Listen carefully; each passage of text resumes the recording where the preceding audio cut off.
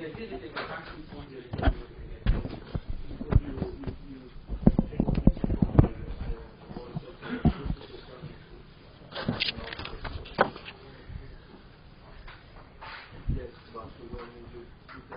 leave me for a moment, I'll tell you what to do.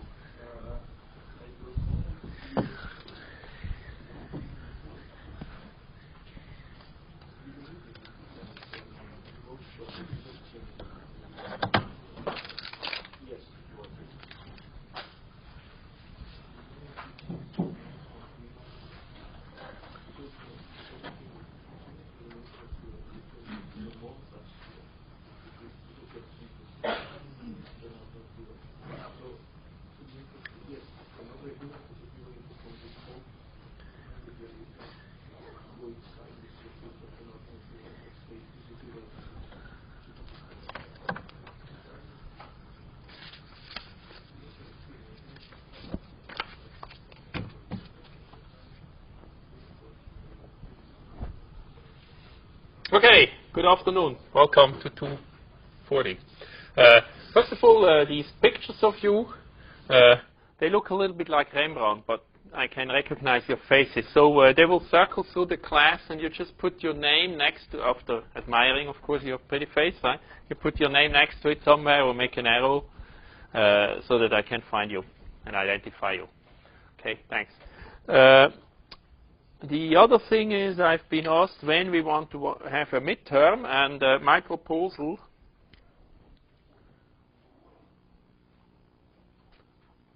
is to set the midterm so that we can have one more homework back and graded and so on, so you get some feedback. And that would put us on either March 16, that's a Tuesday, or March 18, and that's a Thursday. Does this work for everyone? The preference for one or the other? Yeah, just in class, in just an hour and a quarter, right? Okay. Well, if check your calendars if you find some issues or so. Let me know which one will work for you, and then we'll set it. All right. Okay. So we talked about current sources, and then from current sources we got onto the issue of matching.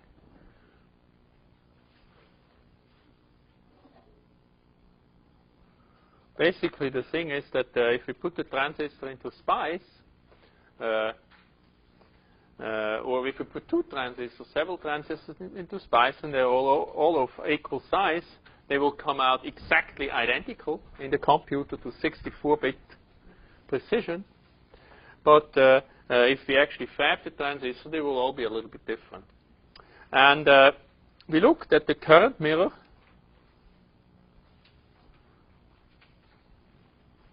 And we found that there are really two main mechanisms for random mismatch. One of them is the delta VTH, and the other one is the delta W over L. That also would include delta mu Cox. Right, that's just a multiplicative factor. And depending on how we design our current mirror, one or the other is going to be important. In particular, if we make it that V star is much, much larger than delta VTH, then the delta W on L term dominates. Okay, so we've calculated that, and so that's good to know. In particular, it says, heck, if we want to have a current mirror that has pretty good matching, meaning that the current that we stick in on one side and the current that comes out on the other side, they are fairly equal, then we need to allocate it a relatively large V star or VGS, if you prefer. Which, of course, is in conflict with our probably also likely desire to have the V min of the current source really small. One way, incidentally, to deal with that is if you have a large chip,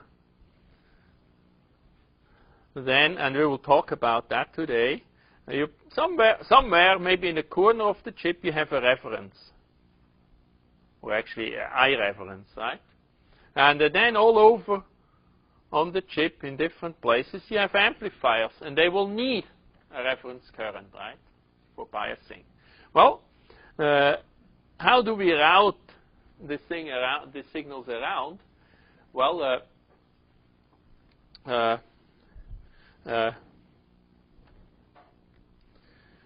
we invariably end up with sort of having to cover large distances. So what we do is we put here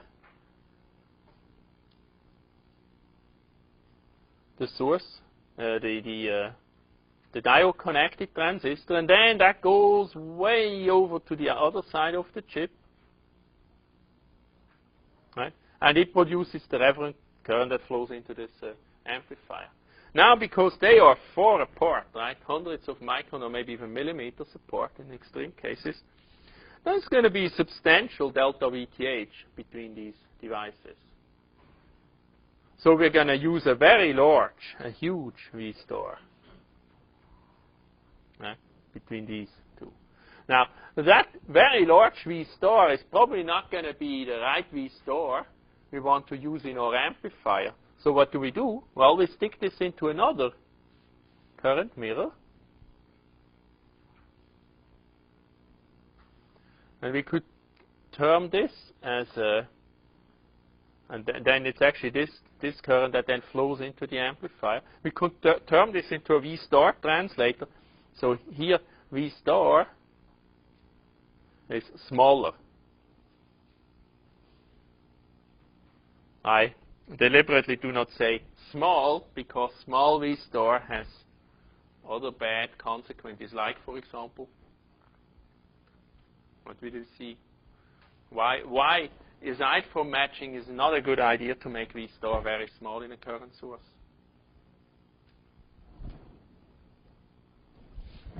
Yeah. Noise, more noise. Noise, right. And so if you did the homework, then you will see exactly how, sort of what the trade-off there is. Right. Okay, so anyways, getting back to this, suppose that we've designed a current mirror with some sizes and so on. Then one question that is always important is, well, when you fab our chips, some are going to all meet the specs and some are not going to meet the specs, right? Some are going to be broken. And so then we would really like to talk about something that's usually referred to as yield. What is the fraction of good parts that we can sell for good money, right? And we would like to know that beforehand, and also we would like to sort of maybe make our design in such a way that that fraction is going to be attractive, right? There's no point in making a chip that has really extremely high performance, but when we fabricate them, only 1% of all the parts are actually going to be meeting the specs, it is working, and the other 99%, they all end up in the trash can. It would be very expensive, right? That kind of a solution. So, let's look at that. Well, if we can just zoom into this area here. So, for that we need to characterize the mismatch in our chip using statistical description, just like we did for noise. And I've done that here. So the mismatch here is described by the sigma, the standard deviation of the particular parameter. So the delta W over L, for example, I'm using relative numbers here, is, let's say, 1%. Right? So that means that remembering the Gaussians and sigma and so on means 60-some% of all of our mirrors are going to be within 1%. At least the W over L, right? The current, then we need to go through the calculation. So then the sigma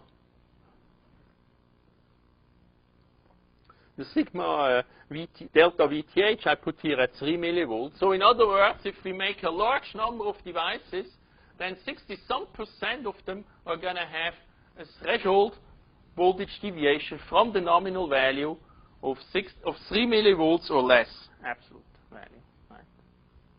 Okay. So that means that probably the other upwards of 30% are not exactly negligible, right? Sigma is really not a good bound, right? It just happens to have a mathematical meaning. Very common mistake, right? To confuse sigma with the error.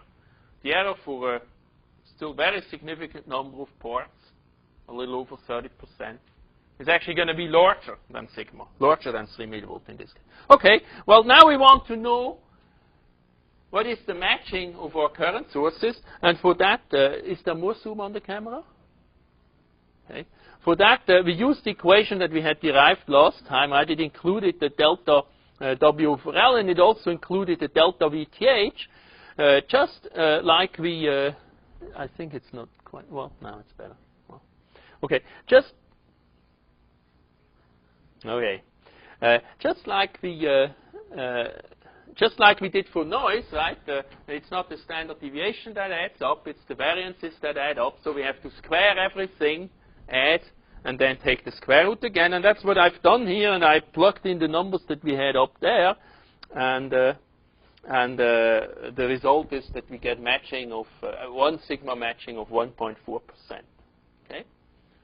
So 60-some% of our devices are going to have, of our current mirrors are going to be matched to 1.4% or better. So now we get to really this thing that I already mentioned, this issue of yield, right? So what's yield? Well, I said that already. It's the fraction of good dyes. So if, for example, we would need, our application demands plus minus 2.8% matching, what is the fraction of devices then that are going to meet specs? Well, our sigma that we had calculated before is going to be is 1.4%. Our target is 2.8%. The ratio of the two we denote as k here. And then once we have that k, we either can go back to our notes from a statistics course that we took some time back, right? Or more simply, we just can turn to the other side of the of this page, and we find that the fact for k equals 2, it's a 0.954 or 95.4% of all the devices are going to meet the specification. In other words, the current mismatch is not going to be larger than plus or minus 2.8%. Right? Of course, we could also say, well, I mean, we have tighter specs. For example, we want that we want the matching to be within 0.7%, plus minus 0.7%.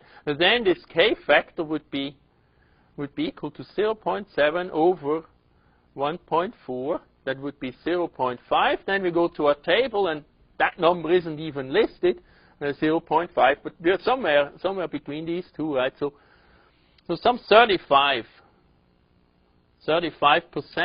of our devices are actually going to meet the spec, and the other whopping 65% are going to end up in the trash can. Most of the time, that of course is not acceptable. Most of the time, we have additional problems, like on our chip. Let's say we have 2 current mirrors or 20 current mirrors and a bunch of other stuff that also all ought to work, right? Imagine that we build a system which depends on 2 current mirrors working. Well, then we may be lucky on one of them, but bad luck on the other one, and in the end, we still have to throw away the chip. So typically, what's used normally by designers is the so-called 3 sigma or sometimes 6 sigma rules. That is, we design that the specs really cover 3 sigma of all of our devices, so that this k is equal to 3, to give us a fair chance that all of the stuff that needs to work for the whole thing to work, right, actually happens occasionally, right? Or more, even more than occasionally. So if in a data sheet you see that the offset of this operation amplifier that we're selling you there for good money is no bigger than 100 microvolt. The manufacturer of that operation amplifier used at least a 3 sigma value or even better to specify that number. So that the chance that you go and measure and you find this lousy guy, the offset of this one is 120 microvolts, that's not going to happen a whole lot often. And depending on who you're selling to, when that happens, they will call you in not very, very friendly terms.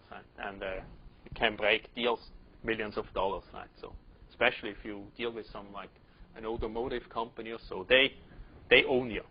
And they come and see why that happened, and they want to see in your fab what you're going to do in order to fix the problem. So don't overspec, right? Only for your thesis. There you can say, well, I got one that was only 10 microvolts. This op-amp, wonderful new invention, has an offset of only 10 microvolts. But you can do this only for your thesis. Then afterwards, and even there, don't overdo it. People may not believe you. So actually, K equals 3 corresponds to, you can't read it here, but in your notes, hopefully you can see it, 99.7% good. Right? Of course, all of this thing assumes that we have Gaussian statistics, right? That our variations actually or follow a Gaussian distribution. So in other words, that if let's say this was the spec threshold voltage of a device, that the threshold voltage, they deviate from that according to a Gaussian distribution, and this would be the sigma over 3 millivolts in our case. Right? Now, few things about this Gaussian business. Why do we always use Gaussians? Well, probably the most a very important reason is that then the mathematics kind of work out so nicely. Okay, but there is a more profound reason, and if you took a statistics course, then I'm sure you heard about that, and it's called the central limit theorem.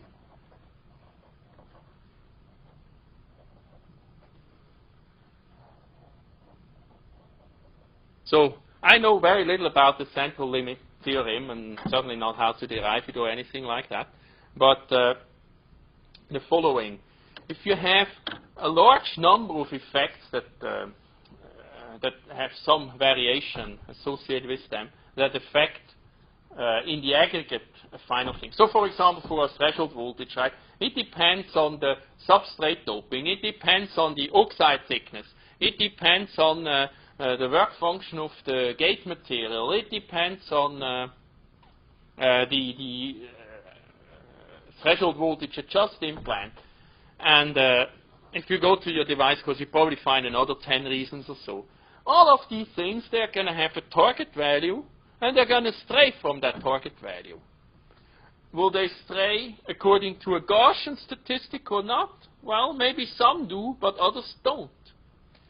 The point is that because they all conspire to ultimately produce the distribution of threshold voltages, even if individually they don't have a Gaussian distribution, then the aggregate is going to be Gaussian or nearly Gaussian. You can check that out very easily. In MATLAB, there is a random number generator. I think it's called RAND or something like that. And it spits out actually random numbers that I think they go from 0 to 1. And they have a boxcar distribution. So definitely this is not Gaussian, right? So if you wanted a Gaussian random number generator and you only had this random number generator available, what would you do? Well, it's very simple. You add up a bunch of these numbers, and the sum afterwards is going to be the random number you're going to use. According to the central limit theorem, that sum ought to be distributed nearly like a Gaussian. So the question is, if you just plot this, you plot the PDF of that sum of random numbers, and you plot the Gaussian, you compare the two, and to get sort of reasonably good agreement, how many do you think? How many numbers do you need to add up? Who has ever done that? Go try it. if you add up about 6 numbers or so, you already get very good agreement. So this central limit theorem, I mean, that's as easy as it sounds. Hey, this really works, and it saves us. It saves us that measuring a distribution or so is a big pain in the neck, right? You need lots of devices, there's a lot of work and so on getting that.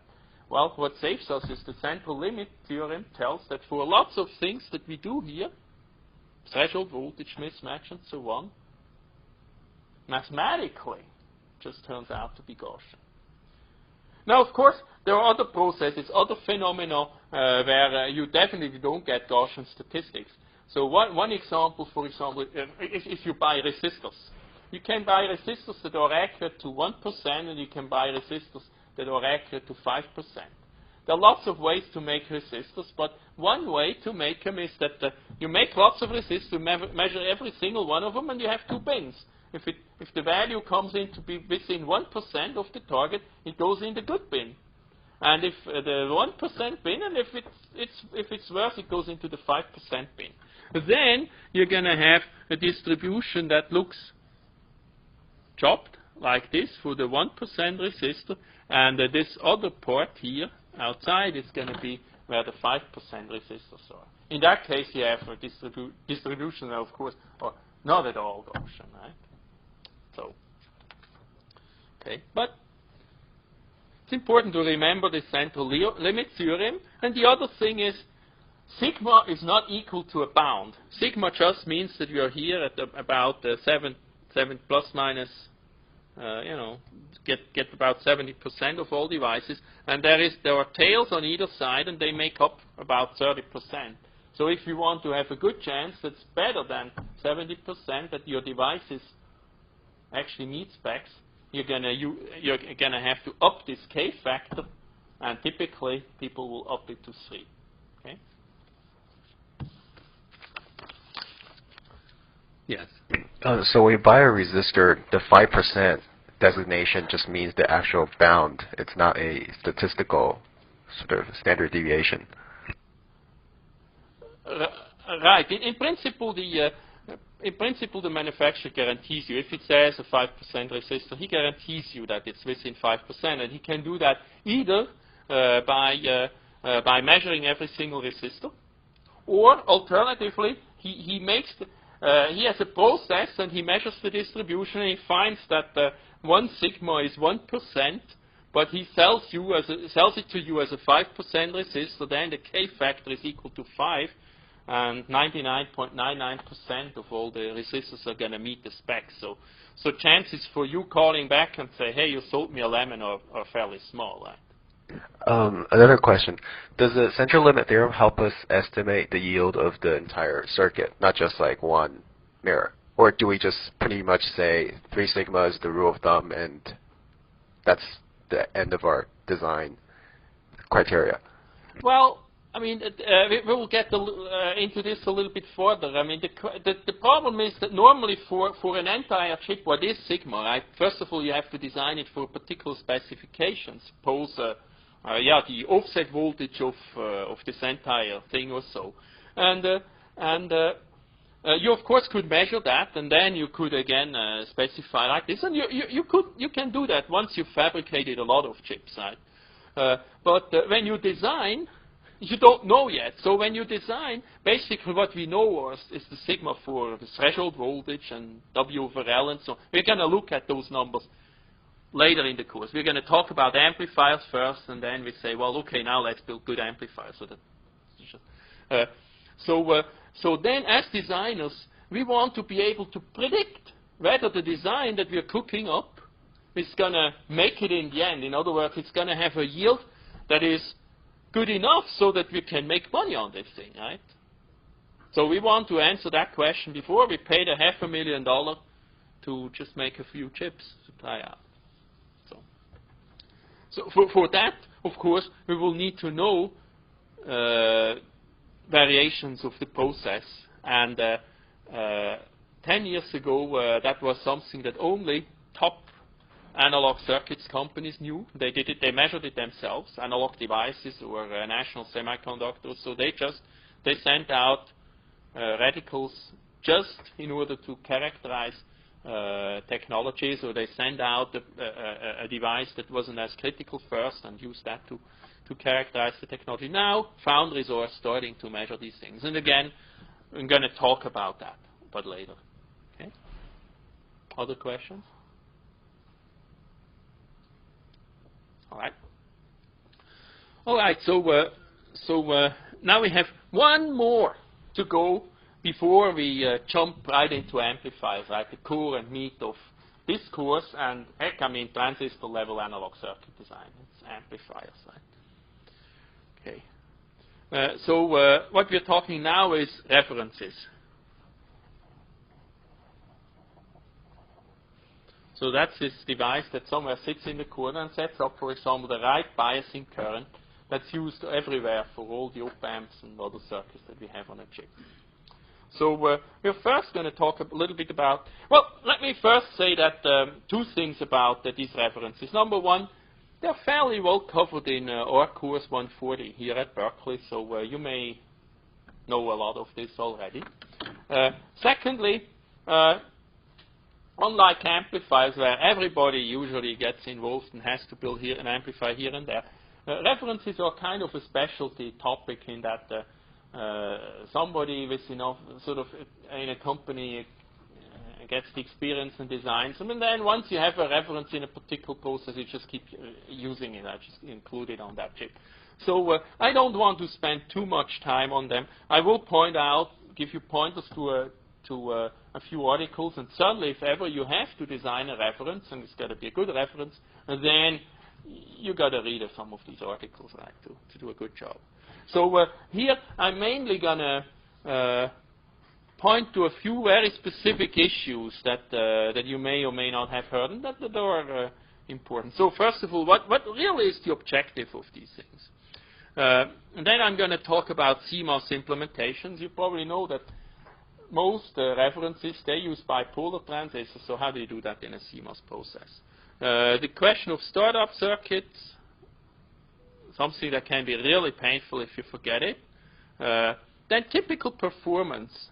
I think that's important. Get some kind of a feel. Heck, I mean, if you need a 1 ppm accurate reference, can you get it? If not, what about 50 ppm, right? Okay. And then that sort of links back to the objectives. What do we actually want to keep constant? So let's talk about that briefly. So here are applications, right? One of them is, to precisely set up the bias current, right? And in that case, we really want to make a reference that keeps the current constant, right? Independent of, let's say, supply voltage variations, hopefully over process coolness, and independent of temperature also. Right? Another obvious application is A to D and D to A references. There we want to have usually they are in the voltage domain, right? We want to have a constant reference voltage that we can base our A to D on. So what are some of the solutions? Well, most common solution is, first of all, there is this P10 reference, and we're going to look at that one that really uses the thermal voltage cation Q as the reference element. Definitely, this is not going to be independent of temperature. But if you think about it, that's not always what we want, because, in fact, constant bias current is not always the right thing. If we build an A to D converter, and we use an amplifier inside that A to D converter, and the A to D is spec to run at 50 megasamples, we want that amplifier is going to settle in 10 nanoseconds or whatever it comes out to be, right? Regardless of temperature, regardless of supply voltage and whatnot, other things, right? And now we know that settling time depends on transconductance, and transconductance depends on temperature. So in that case, we actually might want that the current varies a little bit, but the transconductance stays constant, so that our amplifier is always going to settle just right. So we got to be very careful. We got to really know what do we want to keep constant? So this P10 thing that is actually a function of temperature, maybe just the right thing. Also, incidentally, if we want to build a thermometer, this is not a bad way to start. Band gap reference, that one is at least to first order, independent of temperature. And then, of course, there are other mechanisms, such as, for example, the threshold voltage or the difference of the threshold voltage between different devices, an unimplanted device and a nominal threshold voltage device or so. If you look at all this list, one thing is very interesting. We can find actually quite a number of different mechanisms to give us reference voltages. Oddly enough, there is no mechanism that I'm really aware of that directly gives us a reference current. So if we want a current, then we always need some kind of a resistive element. And that's most unfortunate, because if you just use a normal resistor, resistors, they vary from run to run or so by as much as plus minus 10 or even more plus minus 15%. So even if our reference voltage is dead on, the reference current can be 15% off from run to run. And of course that requires over-designing, because then if we get the low minus 15% reference current, we're always still better meet our setting time target. On the other hand, if we have the high current, well, now we pump all this extra current through our devices, the V stars go way up, and devices go in triode, and the output voltage range of our amplifier is going to suffer. So you really need to design there. So yeah, I think I've mentioned already this case. Sometimes we really would like to have a constant GM more, for example, more than a constant voltage. So how do we specify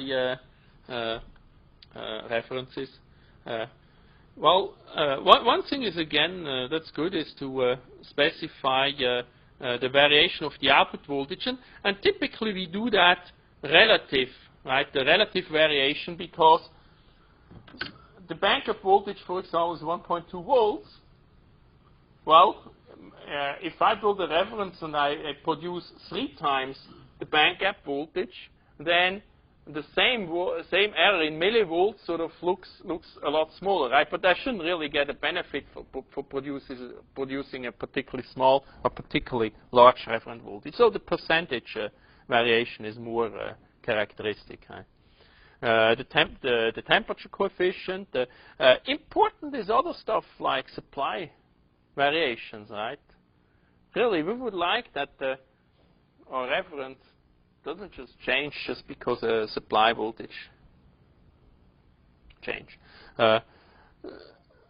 Sometimes we have to trim references, and there a very important consideration, if you have to trim, is that how many parameters or how many points you have to trim. For example, you may want to trim the absolute value. You could also trim the slope with temperature, for example. But then usually we'll need to measure at 2 different temperatures. So you have to put all of your devices into an oven, wait until they are at a given temperature, measure their characteristics, and then afterwards go and trim them accordingly, right? And if you have to do that for several temperatures, hey, it can cost a lot of money, right? So an important issue when trimming is to figure out a way that we sort of can make a very small number of measurements and use those to calibrate everything that we need to calibrate. Okay. So a first reference, and this again is covered in 140, and it's also well covered in Gray and Meyer, for example, and lots of other textbooks. It's the Weidler reference. So it uses 2 bipolar devices that are slightly different size and that run about the same current. Then the difference of the VBE of these 2 devices is going to appear across this resistor R1, and that produces a current of delta VBE divided by R1. Now, unfortunately, this whole thing ends up in a transcendental equation, but you can solve this numerically, and I show the result here. So here is the current that I set up with some kind of a reference. Often this actually is just a simple resistor that uses the value of the resistor VSS or VDD minus VBE, right, as the reference voltage. Set up this current IREF.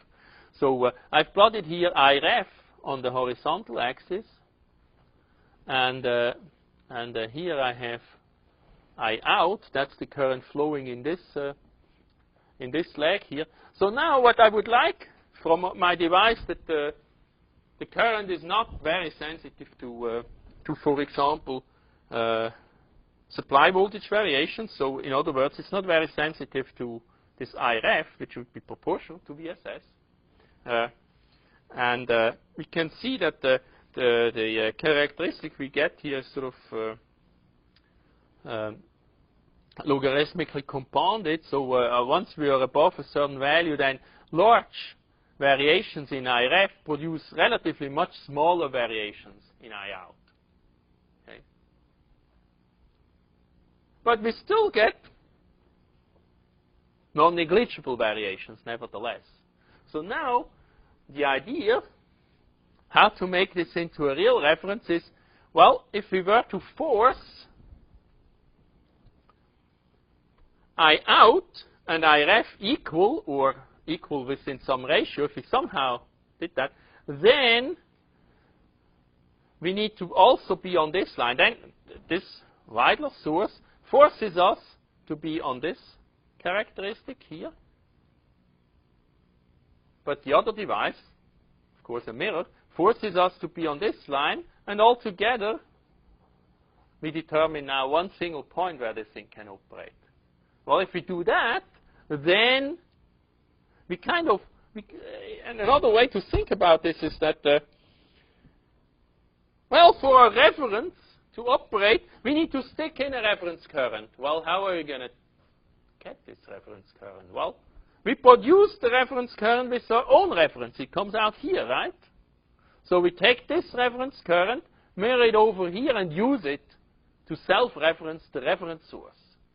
Okay? So then we have these two characteristics here. That's the Weidler source that we had before. And this is the mirror. And the whole thing can operate only when these two curves intersect. And interesting, there are two possibilities. We're going to talk about this one later. But the interesting point, of course, of intersection is this one. And now the input and output current here are set. Just one single possible value. Okay, so now this thing is really a stable reference source. So this source is usually referred to as a P10 reference source because really the mirror forces that the current is the same in both of these legs, and if we dimension these devices a little bit different, this one a little bit larger, then they're going to have a different base emitter voltage, and the difference between the base emitter voltage of these two devices appears across here, across this resistor, and consequently the current flowing here is going to be this delta VBE divided by the resistor. Okay, and here this is shown mathematically. This first port here is nothing but the VBE1 minus VBE2, and then I use the square law, the exponential characteristics of the bipolar to get this equation here. And these are the emitter current ratios or emitter area ratios, that I denote here M. And so this is consequently equal to Vt, that's kT on Q, times the logarithm of something that only depends on transistor geometry. This one, the geometry of the bipolars, and this factor here, the ratio for current mirror. Okay, so this port here, by and large, is really constant, right? I mean, why should the transistors grow bigger and smaller over time, over temperature? So this is constant, but this port here is kT on Q. K is not changing very much. Q is not usually changing, but the temperature, of course, is changing. So P10 stands for proportional to absolute temperature. So that's a P10 reference. So now we have to go and look at some issues here. Well, first of all, we very often add extra devices here. We use cascodes in order to improve the matching between these two legs and on and so forth. We can do that, certainly. Well, one important definition is the temperature coefficient. So again, here we usually specify the fractional temperature coefficient, not just the absolute temperature coefficient. Again, because it really doesn't matter whether the output voltage is very large or particularly small. We can always use an amplifier to change it, right, or a divider. So it's defined as the relative or the differential, the change of output voltage with temperature divided by the nominal output voltage. And for our P10 reference, for example, this is just equal to 1 over T. And so in that case, and for a P10 reference, therefore, the temperature coefficient is then about 3,300 ppm per degree Celsius or per Kelvin. And of course, I had to evaluate this at some temperature, so I picked here 300 Kelvin. Yeah. For the P10 reference, where does the output current come from, or where is the output current on it? Yeah, again, I mean that we have this fundamental problem that we really make voltage references, and if we want a current, well then we need a resistor. Now, generally we don't need extra elements, right? Because, for example, here we already have a mirror. We could easily slave off another device here, and then we would have I out. And that would be then delta VB divided by R1. Right? So we can always pull them out easily. Once we have the basic cell, we're kind of done.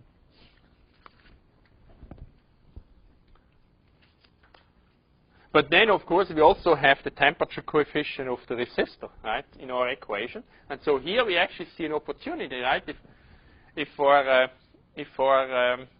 reference has a temperature coefficient of 3,000 ppm, that's positive, and we would like an overall, for example, zero temperature coefficient. Well, we could use a resistor that has a negative temperature coefficient and get partial or complete cancellation of the overall temperature characteristic. Right? So, okay. So how do we build this in CMOS? A little less zoom. Oh, yeah, well. So let's talk about this. Of course, in CMOS, one possibility would be to somehow try to use the threshold voltage to make a reference, and that's possible. Although experience shows that usually the resulting references are not particularly good because threshold voltage is relatively more than VBEs. So an alternative is to use the parasitic bipolar transistors that we get in any CMOS process. Right? We look at this is an N-well, and we have an emitter here. Then really what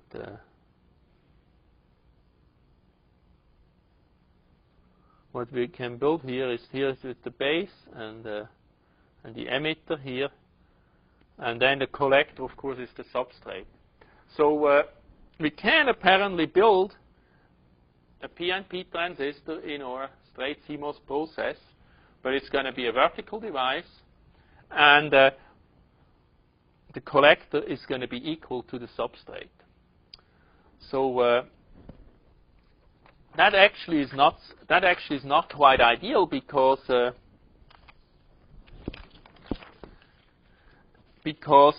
now we don't have access to these emitter terminals here anymore. And we don't have access. Actually, no, we have access.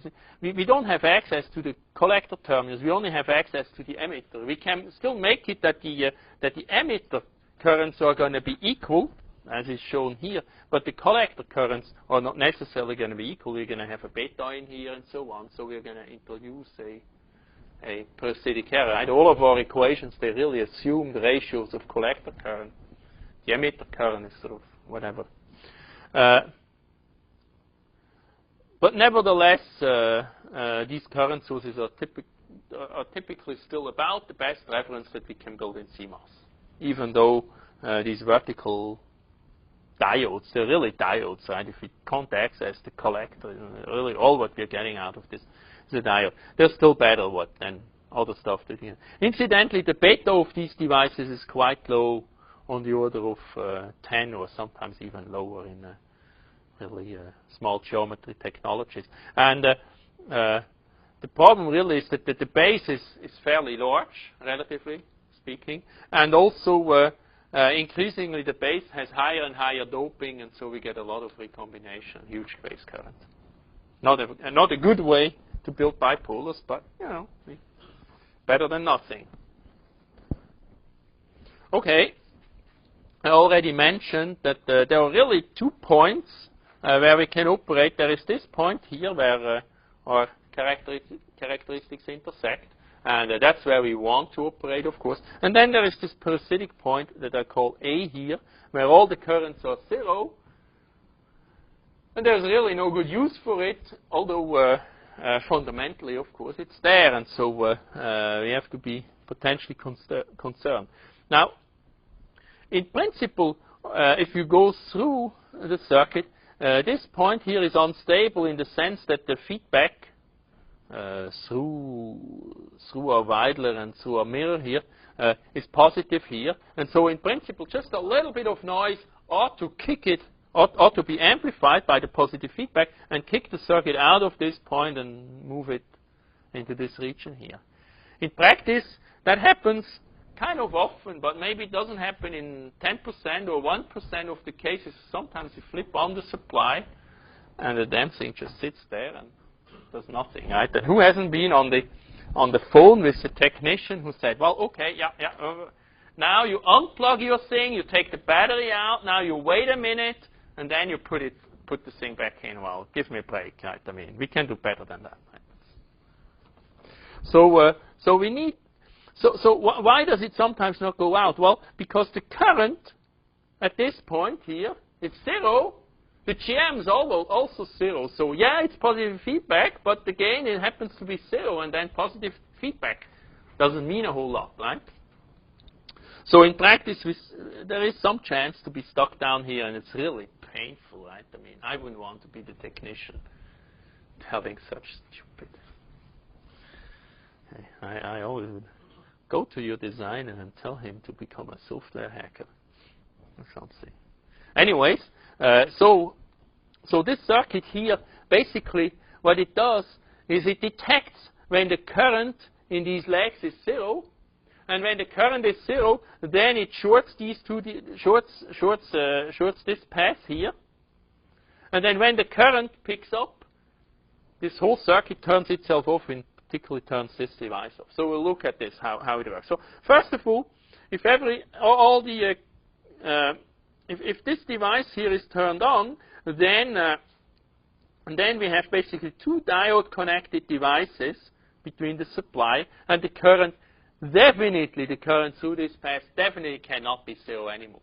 So we clearly, when this device is turned on, we're going to kick ourselves out of the undesired state. So let's assume that we were in the undesired state.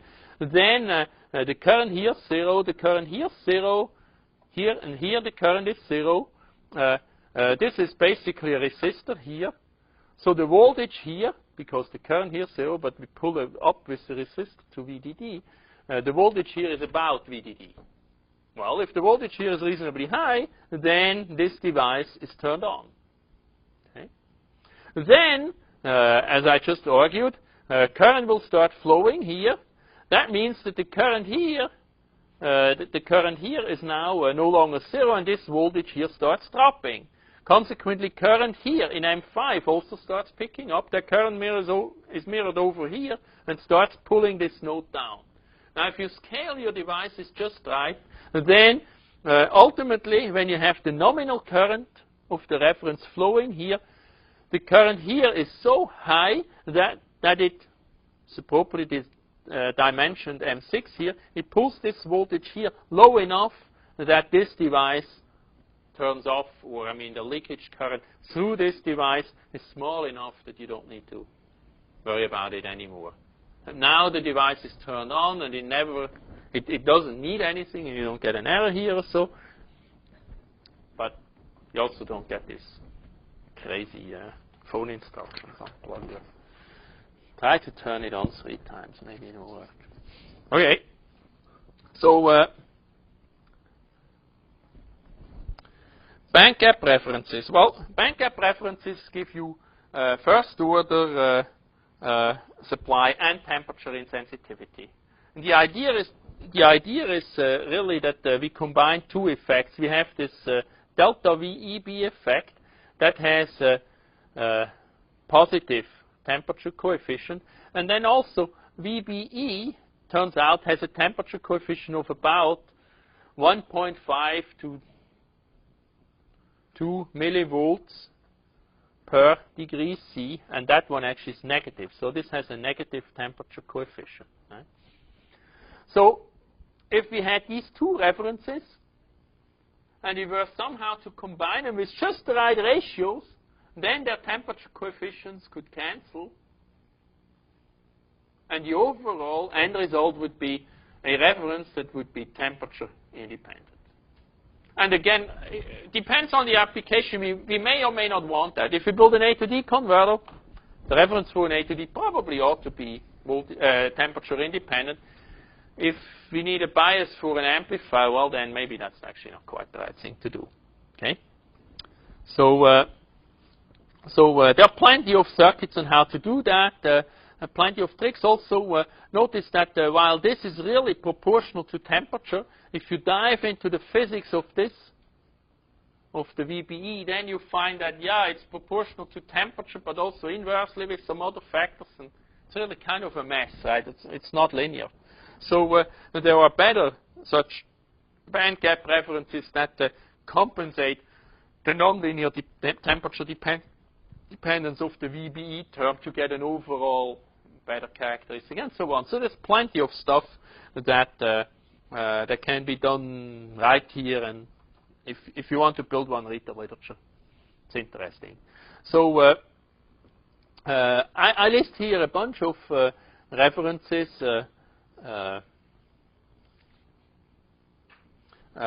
First, one of these rare historic comments, a guy with name Weidler, he came up with the idea and published that, well, more than 30 years ago.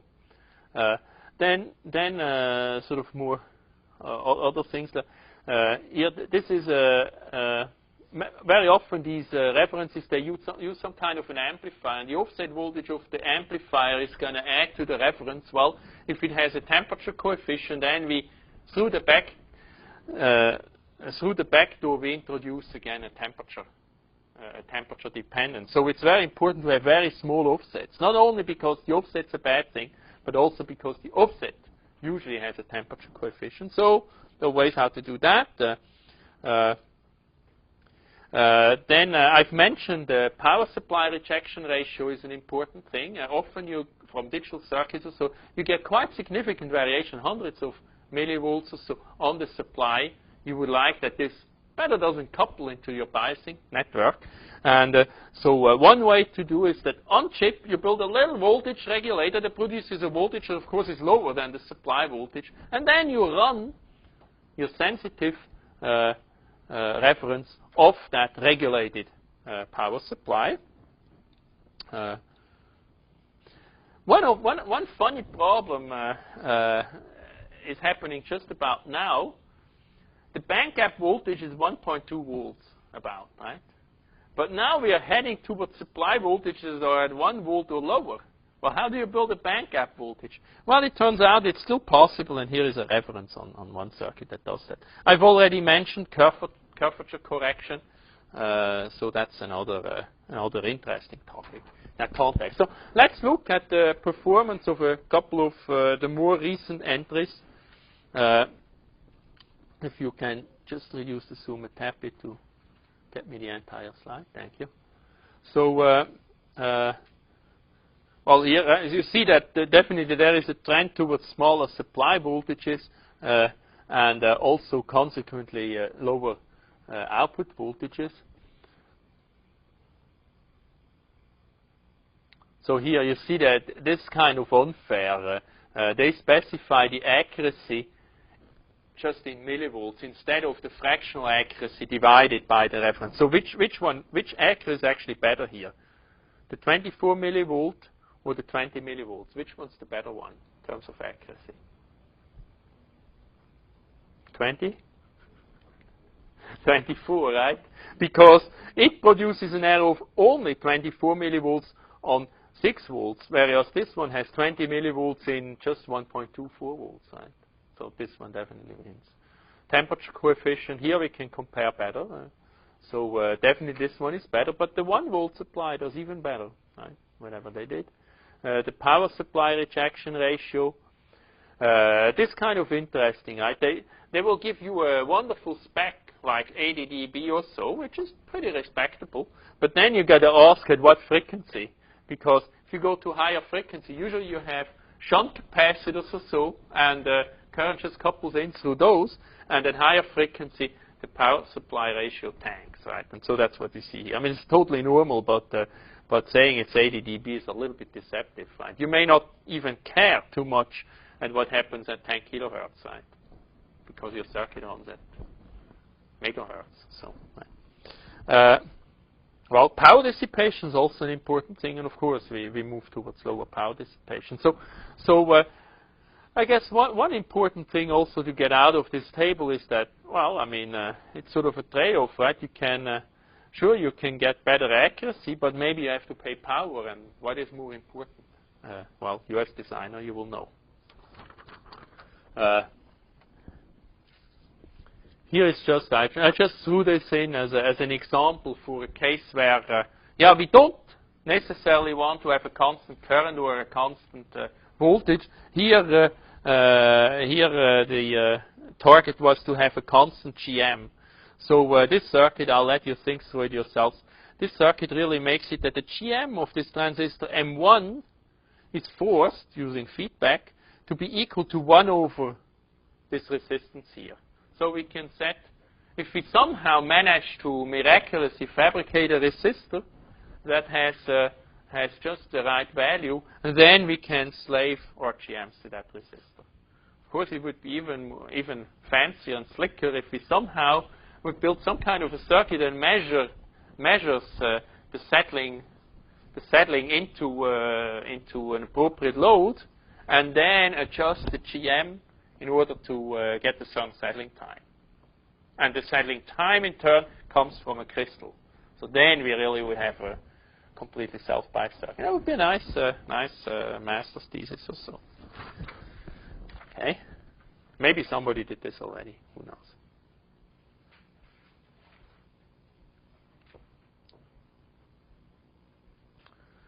Okay. I've already mentioned a little bit the issue of, well, we have usually just one of these references, and of course we have lots of amplifiers and other circuits that need a reference current. So how do we get that reference distributed across the chip? There are a bunch of common mode things. One of them is we could simply use a current distribution. Then we really don't depend on delta VTHs and offsets like that. So that's the nice part. The nasty part is, of course, that we now need a wire for every single receiver. The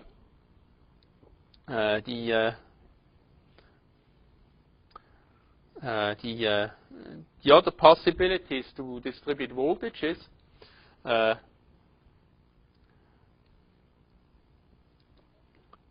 But then we have this problem of mismatch. So then the key is to really make large V star or equivalently VGSs, and then locally we go to a smaller current mirror.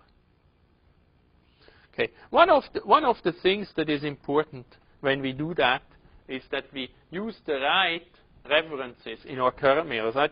If we have a a diode-connected transistor on one end of the chip, and then we route the signal to some other area, the voltage here, to somewhere else. Then we have, of course, to tie this source here to ground also. Well, we better make sure that these two, in SPICE it's easy, right? But in reality, we have to work a little bit and think a little bit to make these two grounds equal. And sometimes we really just have to simply route two wires, right? Other things that are important that is a little bit different from digital circuits. In digital circuits, the sort of the name of the game in the supply network is how can I get enough charge or enough current everywhere, right? So we have big buses and usually some kind of a Manhattan grid covers the entire chip. That doesn't work very well in analog circuits because invariably as we start developing small differences between different nominally ground nodes, we're going to have currents flowing between them, and we kind of don't know, right? They may even depend on the activity of the chip. The current flows in one direction, then a little bit in the other direction. Well, and if the thing is something like this, we get a little bit voltage difference. That's going to produce sort of errors, right? And that's really bad. So in analog circuits, roughly the routing that we use is a star that we have one or usually several paths that goes to a central node for our let's say VDD. Same thing for VSS, and then that goes to all sorts of other elements, amplifiers, A to D converters, like a star. The star also has other advantages. If, for example, this circuit over here produces a spike on the supply, then of course the supply is going to sag a little bit.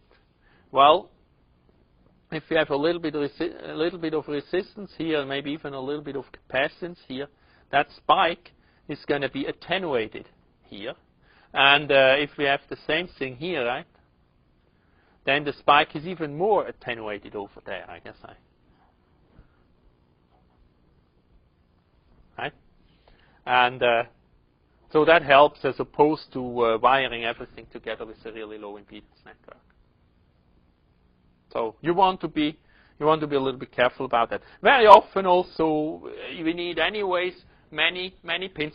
So what you do is you make one of these stars for your power distribution, and where this point is, well, sometimes that's going to be on chip, and for other supplies that's actually going to be off chip. But then you do the same thing and you put your blocking capacitors next to it. Okay, it's all common sense, but it's easy to be forgotten. And heck, I mean, all our wonderful hard work and calculating the noise and so on, it's all wasted, right? Simple oversights with boring old stuff like PC boards. Okay, we have a little bit more time to start talking about what we really wanted to talk about all along, and that's operational amplifiers. Now, just off the start, in order to avoid confusions, there is really two operational amplifiers.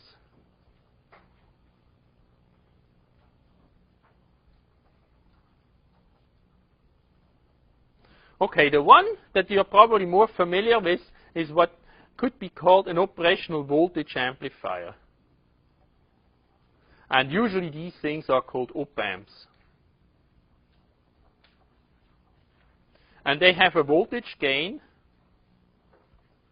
and a voltage output. And the output consequently is low impedance. And they use a buffer to do that.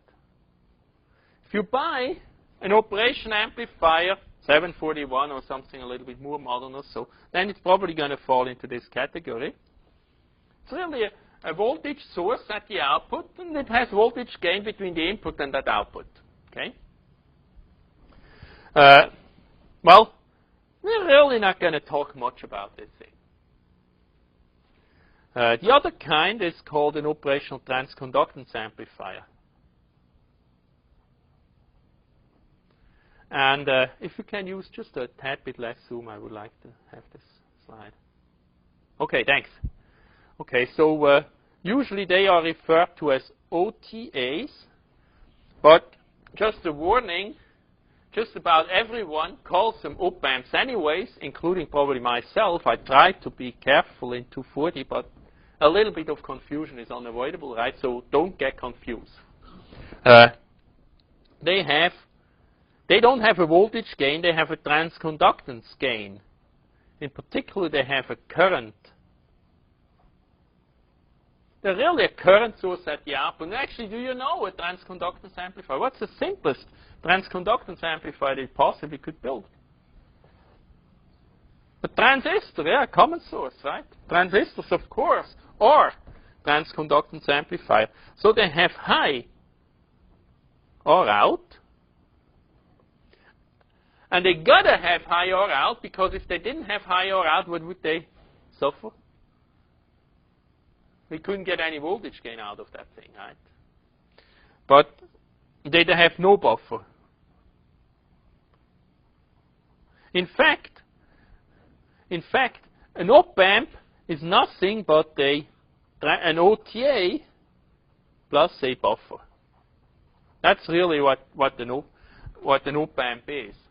And the big secret behind this is that when you're building stuff on PC boards, then generally you really need a voltage output, and consequently you want that buffer, you need that buffer, and so you need one of these constellations. But heck, I mean, the buffer, if we didn't need it, well, all the better, right? And it turns out that on ICs, we usually can avoid the need for such a buffer and live just with the operational transconductance amplifier. It's going to be less complicated, because actually designing these buffers is a pain in the neck. So our amplifiers have full swing. We're going to look a little bit at them, but I mean, you will see that. Thank God that's not going to be on the final, right? They dissipate power, and I will argue, perhaps still today, I will show you that we get a noise penalty from having these buffers. So there's really, I mean, if you need them, by all means, heck, I mean, there is a good market for operation amplifiers, and in many cases they just don't need it, and so we got these buffers. But when you don't need them, well, you're much better off over in that camp, in this camp. And so today, mixing circuits probably, I mean, we don't build nearly as many amplifiers as these other guys. They build gates, but of all the amplifiers we probably build a million transconductance amplifier and one op-amp or something like that. Right? Maybe the ratio is not quite that extreme, but it's big. Right? So I will show you how we can get by just with an OTA, and then we'll talk how to design this one. And when we absolutely need to be over here, well, then we take the best one that we have here, we add a buffer, and we have an op-amp. Okay, so much like previous lectures, this is really a summary. There is a lot of stuff in that we'll talk about operational transconductance amplifiers, and it's going to take us several weeks. So this is kind of a roadmap, and occasionally you want to come back to this and sort of see where we are here. We're going to look at key characteristics. We're going to look at different topologies, just what all the ways how we can build them. Just one thing. They all look different. They're going to have a lot of transistors, and they can be confusing at first. But the homework that you're working on just right now encapsulates 90% of what an operational transconductor is. You can sort of see 90% of the thing, the frequency response, the noise story, and so on. It's all in that simple common source stage. All these other ones, they're going to be glorified common source stages. Lots of additional transistors that basically build a better common source stage, but not fundamentally much different. Okay. So I think I've talked already about that, right? There's an op-amp and there's an OTA, and each has its place. And here we're going to look mainly at the OTAs. So one of the big things is resistors, right? If we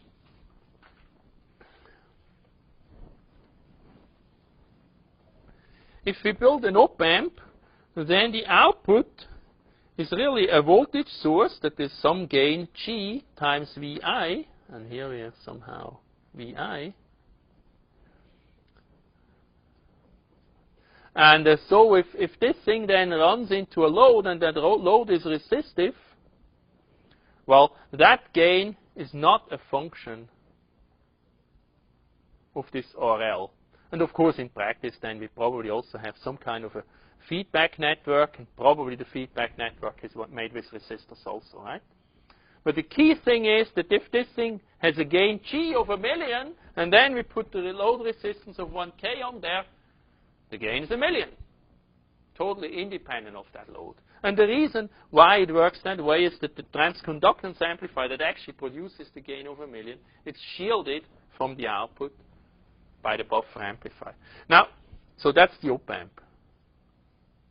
Now, if we build such a circuit again, and now we're going to draw almost the same thing, but the output thing is now a current source, and the output current is going to be some Gm times Vi.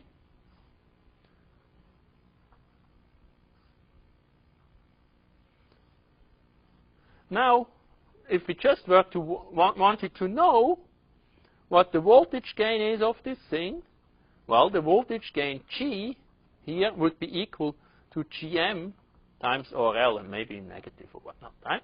And probably here also we might have a, oh, I better do not short the amplifier. Right? Okay.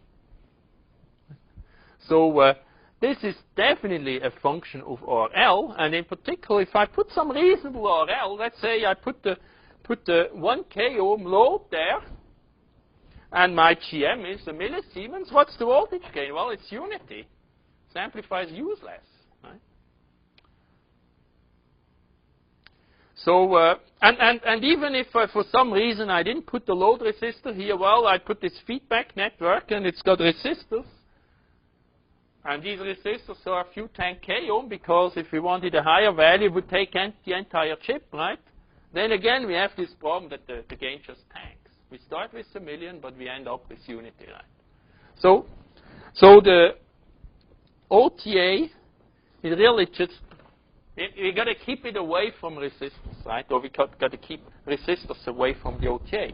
And that has profound implications. It means that, first of all, our loads better not be resistors. Well, on the chip, most likely the output of this thing goes into another amplifier. Well, that other amplifier is a MOS amplifier. It's got input capacitance, but not resistance, at least for now, right? And consequently, that's probably okay. Feedback network, well, that's a little bit a different story. But here, instead of using resistors, we're simply going to use capacitors. And we've done that already in the homework. And of course, there were questions of how are we going to bias this thing? Certainly not with a resistor of 10 gigaohm. In the homework, that's maybe okay, but ultimately that's not going to exactly cut it, right? So we'll have to work a little bit on this, but we will, and then things will be fine. So now I have a last little treat for you. And so I mean, the argument, well, if we don't build a buffer, we're not going to pay circuit area or die area for it. It's very easy, right? You believe me that. If we don't build a buffer, it's not going to draw power from the supply and consequently have less power dissipation. Well, okay, big deal, sure. I mean, it's a big deal, but I also claim that we get less noise. Well, that's now a little bit more subtle. And 90% of all the engineers out there, they don't know that. 5 minutes, you will know. Okay?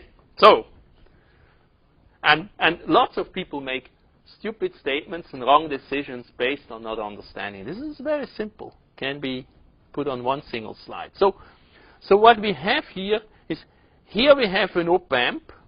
So this is the op-amp case. And here we have an OTA. And they are modeled very simply. The op-amp is really an OTA plus a buffer. Okay? And then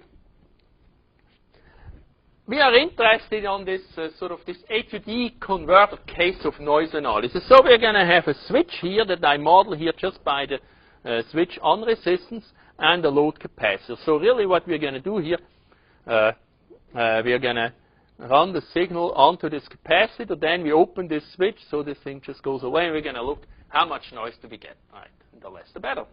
And for simplicity, I put my amplifier here into unity gain feedback. I could have used another, but that just makes things more complicated. I just want to make a point. Then you can make it as complicated as you want and still understand, hopefully, the same point. Okay, the operational transconductor case is pretty much the same thing, except there is no buffer. Right? Okay. So now, the second line here is the noise analysis. Here, I model the noise from the OTA. And if you did your homework, then you know that the noise from the OTA is 4kT over GM times delta F, times maybe some factor. And if you did the homework right, then you also know that that factor, you can make it arbitrarily slow. Well, you can make it as close to unity as you want at some cost. So sometimes there is a factor that's larger than unity. Here, for simplicity, I assume that the factor is unity here. And here I have the same OTA, and if the factor is the same, I also put unity there. Right? So fair comparison. Right? Okay? So in both cases, I have the same amplifier, I get the same noise. Now I'm very generous to the op-amp. I say, I don't want you to lose. I assume that I had a wonderful designer who designed a buffer for me. I don't know how to do that. That produces no noise. That's certainly the best case. I mean, taking noise out is a little bit going too far, right? More than fair, right? Okay, so if this thing doesn't win, then it's really a kind of a noise dog, right?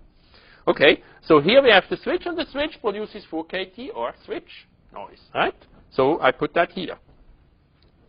Same thing here, and just for laziness, I lumped it into the same equation, but you can see these parts. Okay, so now I need to calculate the total noise that I'm going to sample on this. So I have these noise sources. They're filtered by the RC here, and they produce the noise that we know by now is going to be on the form of KT on C times something. Now, I've done that analysis, and if you, probably by now, by inspection, you can see that too. This one, obviously, we have a resistor, 1 over Gm plus our switch here. Why is it 1 over Gm here? Well, because the output resistance of this diode-connected transconductor is just 1 over Gm. Right? So it simply adds to our switch. So that's the output resistance that we see here. The noise resistance is just exactly the same thing. We could call this entire expression here R, if we like to do so. And then we know, of course, if we have an RC low pass with 4 kT or noise, the total noise is going to be kT on C. So definitely in this case here, the noise is kT on C. Well, here things are different. Why? Well, because the noise from the amplifier, the noise from the switch, they also just add. I mean, the noise from the amplifier is amplified by unity, but then it's still the same noise. So they just add. No big deal here. But the resistance, well, we get the output, we get the resistance still from the switch. I assume 0 output resistance for the amplifier here, for the buffer here. But we don't see the 1 over Gm. So what happens here? We have more noise. We have excess noise here, right? The noise is more than 4 kT R switch. We have this additional noise, but we have only R switch resistance. Consequently, we're going to have more than kT on C noise in this case. Well, then the extra noise is just the ratio of these resistors. Right?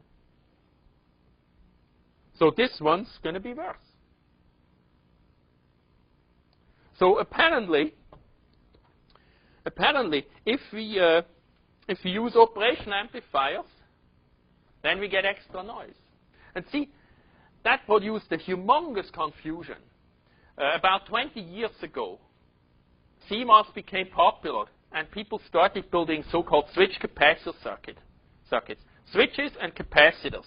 And then they used operation amplifiers. If you do that, you get extra noise because all the noise now folds down. And so they said, well, these switch capacitor circuits, they're very bad because you get all this noise folding. That's true if you use an op-amp. But you don't use an op-amp. Idiotic. You pay for this extra buffer and you get extra noise. Right? So you use an OTA, and then actually there is no extra. Where is the noise coming from? Well, is it coming from the switch? Is it coming from the OTA or so? Well, it's coming, right? But you sort of can say, well, the RC low pass produces cation C noise. Sticking the amplifier in there doesn't produce any extra noise whatsoever, right? You don't somehow add the noise from the op-amp to the noise from the switch to the noise of whatever else. They're all the same thing. It's one circuit, and this is the way to understand the circuit. Right? So now you understand that too. You're ahead of 90%, plus minus. Now, you got to be a little bit careful, and that is, I mentioned before that often operational transconductance amplifier, they also have a little bit of excess noise. They have it here or they have it there, right? So often the noise, of course, is somewhat larger than cation C. But generally, you will, if you can arrange to be in this situation, then you will be better off in terms of noise. Kind of a bandwidth thing. I mean, the buffer is really pushing the bandwidth out a little bit by the. That's right. Here you would that's a valid point. That here you get a little bit more bandwidth. Yeah. Yeah. If you somehow make use of that, maybe you could scale things, but even. Yeah. Yeah. Maybe you can make a case where you don't lose, right? But you can't do better than cation C with this approach either. So maybe you can make it that you lose very little and you win nothing. So why bother? Okay. Other questions? Well, see you Thursday. I would like then these sheets.